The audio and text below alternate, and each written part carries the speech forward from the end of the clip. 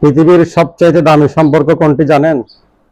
দয়া করে 1 মিনিট সময় দিয়ে শেষ পর্যন্ত কথাগুলো শুনে যাবেন।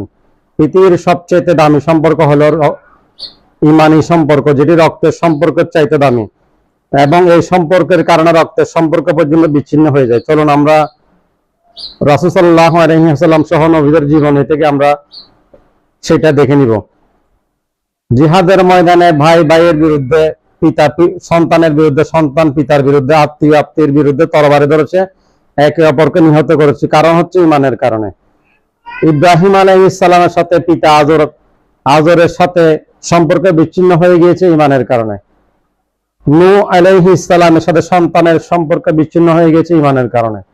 লূত আলাইহিস সালামের সাথে স্ত্রীর সম্পর্ক বিচ্ছিন্ন হয়ে গেছে ইমানের কারণে। এই ধরনের অসংখ্য উদাহরণ রয়েছে। তাই আমাদের প্রত্যেকটি সম্পর্ক, আমাদের ভালোবাসাগুলো গড়ে উঠুক ইমানের ভিত্তিতে।